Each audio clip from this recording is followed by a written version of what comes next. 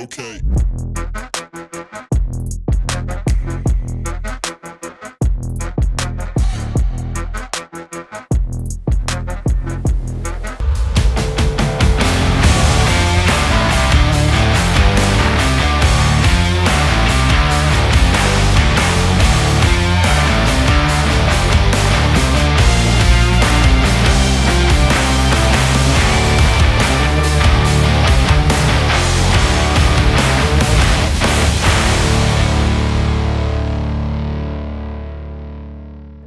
Here's what I think about just my overall view of where Hyrox is going. If you look at the Tour de France, okay, as a big race, the strategy in racing Tour de France is not to break away and go off on your own.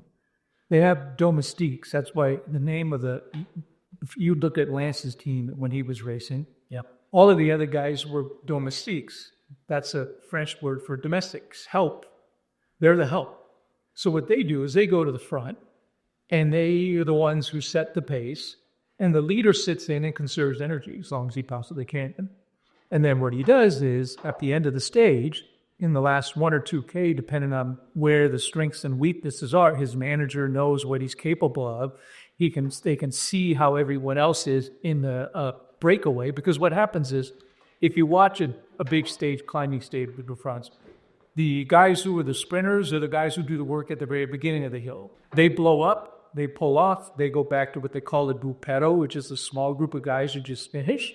And then the next guy goes, he blows up. Then the next guy goes, he blows up. The next guy goes.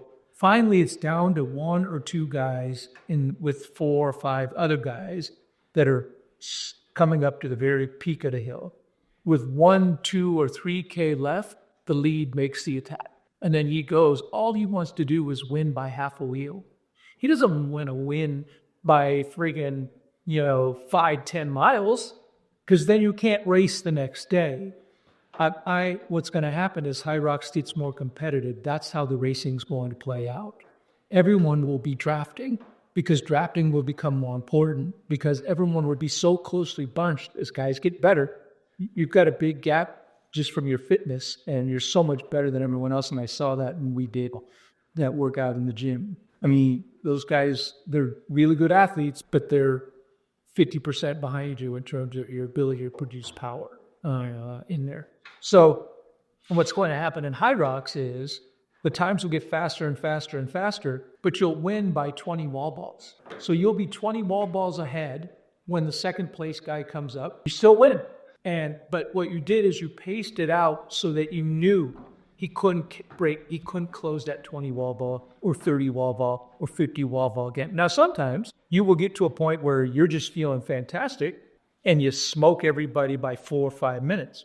That's okay. That happens from time to time where the rest of the group blows and the leader of the Tour de France just takes off and puts a big gap in. Typically, it's in a time trial, though, when they're racing against the clock. But that's where the evolution of Hyrox is going to go, because it makes all the sense in the world. Because if you try to go out, look at what happened in Anaheim. That guy went out like a bullet. He just blew himself up. He didn't last. He just looked good for about, 2 stations, and then was gone, and no one ever saw him again. I mean, literally, I don't even know if he finished the race. I hope it did. Yeah. So my point is that what's going to happen is you want to go hard enough so you have the group in your sights and you can close the gap. But not too hard, because what everyone's doing right now is, because they're not good at pacing racing, they go out way too hard at the start. They hit the friggin' sled push and their legs are done. And then trying to recover after you're already blown takes 6 to 8 minutes of time of about 25 to 30% less output than what you were putting before. That's the only way you can do it. But what is important is conservation of energy. So you don't blow your legs too soon, and then you have to recover, and someone didn't blow their legs, and then you lose, because then you're chasing and you're not dictating anymore. You want to be able to dictate the pace after the sled. That's what you want. Okay. Yeah. And so in this, We have to decide what we started at pace-wise and that when we finish out. Because if you want to change it, like I'm getting on the treadmill and I'm staying on the treadmill for 3 minutes and 30 seconds if I go. So if I did that for the first 2. right. And that's what is that mile pacing? Okay, so that's not too fast. And that's a good pace where you can feel like you're smooth, you can push the stations hard, but you recover well. The whole thing is you just want to go right to that edge where your legs aren't blowing. And then what I want to see if we can then bring it up down to a sub for the other laps, because everyone slows down. And you saw it in Anaheim. The one guy who was second, he was good. Yeah. But you kept gaining and gaining and gaining. When you guys hit the sled, you only had one length of the 50 meters or 25 meters is all you had on him when you first came in to the start of the sled. Yeah. You push one, he comes in, he starts pushing. All of a sudden, you're pushing better. And then next, by the time you went out of the sled, you had two and a half lace on him. And then you started gaining and gaining and gaining. By the end, it was like 2 or 3 minutes. Okay. So it would have been the difference. In the end, he lost more than you lost. And so then the gap became bigger and bigger and bigger. Yeah. And that's what you're going to want, though. We can look at this one or two ways. Do you want to win or do you want to set a record? I know we want to do both. But the record will come when everybody's racing fast. And that's going to come probably in the World Championships, because everyone's getting better at this sport. So people are starting to figure out how to train better. They're looking at what you're doing. They're copying what you're doing. And they're getting smarter, and they're getting more disciplined, and there's more value on there. So they had to put more effort into it. Doesn't mean that they'll catch you, but it means that everyone's going to start closing the bunching. That's what's going to happen. And then let's see what the overall time looks like. And then also what your output is on the stations. If it's comparable to what you normally do, then that's great. In other words, if you can hold the same pace you were holding when you were doing it the way you were doing it before, because now you're running faster. So it's going to be harder. Yeah. I was planning on just going through this at like 170 beats per minute, but if you want, like, I'll give you an iPad attached to my heart rate monitor. Yeah. You can just keep track of everything. Yeah, let's see where the heart rate is. And you may be surprised. Yep. Because what happens in many cases is you get that big spike at the beginning, and then it's hard to bring it back down. Yep.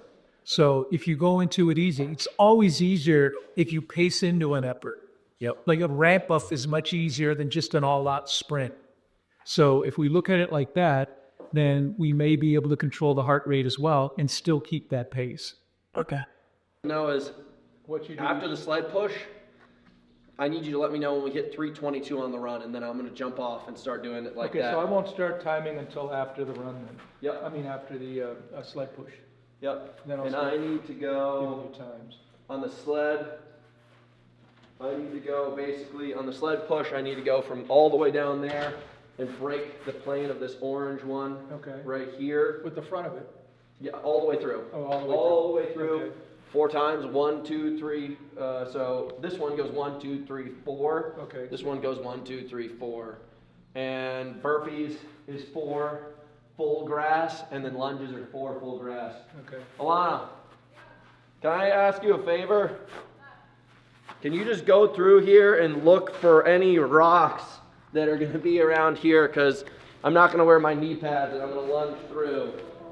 We just want to make sure that there's no sticks and branches, because I've chunked the shit out of my knees. Okay.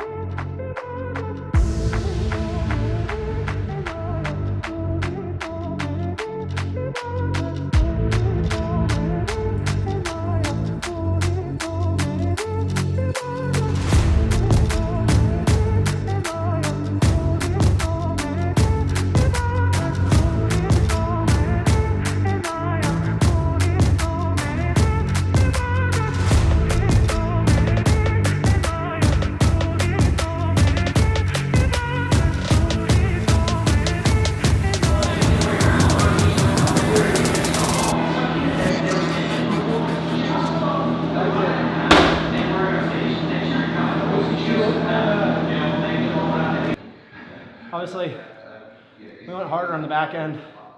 We definitely pushed our heart rate up. I mean, it was a dogfight. How'd that feel? I mean, pretty good. I just haven't gone that fast all year. That was good though. I like the pacing. You held it. Yeah. Which is awesome. Yeah, you could tell though, like getting right up to that pace changed the game. Yeah. Before I was just dominating the stations. Right. And near the end I was just like, okay, you just have to hold this pace. Yeah. So you can get to the next run. That was great, dude. I recorded heart rates during each one of them. And like you started at, on the skier, you got up to 168. And then on the next, and then on the next run, you got, and then on the sled, you got as high as only 162. The run after the sled was the one I was interested in, 167, 169, 163. On the pull, you went up to 168. And then the run after the pull, 176, 170, 167, 171, 174, and then down to 165. So you were recovering on that run. Which one? The one after the pull, the sled pull. Yeah. You recovered. And then on the burpees, 171, 174, 172, 174. So you were just kind of steady after that. And then we went down on the next run, and then the heart rate, of course, went up because we bumped the pace up. You went up 175, 178, 175, and then 171. You started the rower at 164, 166, 167, and then finished at 168. The following run, you started at 169. You crawled up to 173. On the farmer's carry, 171 to 175. And then on the run following it, so you can see you're a little bit creeping up, 171, 173, 175, and you finished that following run at 176. The lunges, you went from 174, 175, and then it started to come down to 172 when you finished. And then the run after the lunges, you got 170 you started at, and then it started creeping up because of course you're getting tired, 174, 175, 176, 177. The highest heart rate was during the burpees. You hit, during the wall balls, 178. You got up to at the very end. You perform. I thought it was great. I mean, we really toyed with the pacing. I think a lot of this now with him is figuring out what's the proper pacing. You know, we're trying to figure out what's optimum, where you don't blow the legs up in the stations and you're able to still keep the highest run pace. And that's going to take some time, but I think we're getting better and better at it. So, and you're seeing it because he's able to hold those paces. Like you said, he hasn't done this kind of this hard of a pace in the second half. Is that what we were looking for, or Yeah. did he right on the target? No, yeah. I mean, we set the target with the treadmill. Yeah. And then he just had to hold the time for that period, and he did. He didn't jump off the treadmill and go, I can't keep the pace up. And So he started slow, no? Oh gosh. And then he peaked at his heart rate peaked at the wall balls. At the wall balls at the Yeah. very end, which makes sense because you're a horse to water fatigued, and you're then tired, yeah. and you're pushing as hard as you can to get to the finish. Yeah. Because you want to get done. How'd you like that pacing? It's good. I just like the only thing, it really wasn't that bad for me.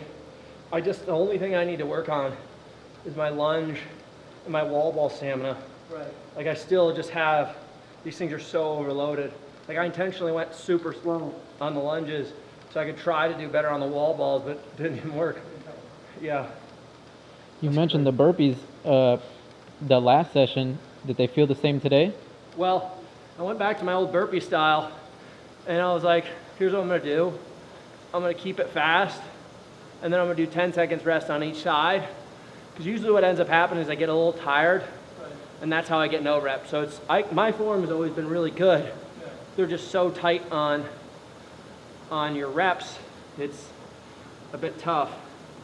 Yeah, dude, that was a good one. You know, we have been allowing, just like we've been holding the heart rate back. I've only done a couple tests where I allowed myself to go hard, and I still haven't really allowed myself to do a big push yet. Like I'm not cranking myself. I don't fail anything. The only thing I really had to chill out on was the wall balls in the end, something I really got to work on. So every station felt exactly how you wanted it to? Yeah, it wasn't hard. There was no real breaking points where I was like, shit, I gotta pull back. It's not bad at all. Easy peasy. Fuck, the knees feel it though. I gotta start doing yoga. Yeah.